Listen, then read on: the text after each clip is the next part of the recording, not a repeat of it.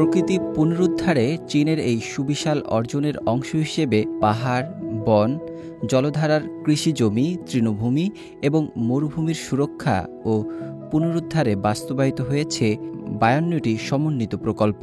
পাশাপাশি পরিত্যক্ত খনি এলাকা পুনরুদ্ধারে 49টি এবং সামুদ্রিক পরিবেশ রক্ষায় 195টি প্রকল্প বাস্তবায়ন করেছে দেশটি। এখন পর্যন্ত আমরা প্রায় 1780 কিলোমিটার উপকূল রেখা ও 53,000 হেক্টর উপকূলীয় জলাভূমি পুনরুদ্ধার করেছি। ম্যানগ্রোভ সংরক্ষণে আমরা বিশ্বে হাতে গোনা কয়েকটি দেশের মধ্যে রয়েছি, যেখানে মোট ম্যানগ্রোভের পরিমাণ বেড়েছে। চীনের ন্যাশনাল ফরেস্ট্রি অ্যান্ড গ্রাসল্যান্ড অ্যাডমিনিস্ট্রেশনের মতে তৃণভূমি সংরক্ষণে বিগত 4 বছরে কেন্দ্রীয় সরকার 110 বিলিয়ন ইউয়ান বিনিয়োগ করেছে। এর ফলে প্রতি বছর 30 লাখ হেক্টরের বেশি ঘাসভূমি পুনরুদ্ধার করা হচ্ছে এবং 60 লাখ হেক্টরের বেশি এলাকায় ইঁদুর ও কীটপতঙ্গ দমন কার্যক্রম পরিচালিত হয়েছে।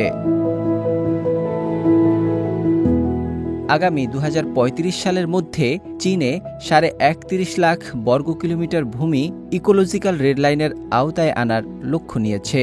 একই সঙ্গে দেশের অন্তত 18% এলাকা সংরক্ষিত ভূমি হিসেবে নির্ধারণ এবং একটি পূর্ণাঙ্গ জাতীয় উদ্যান ব্যবস্থা প্রতিষ্ঠার পরিকল্পনাও নিয়েছে।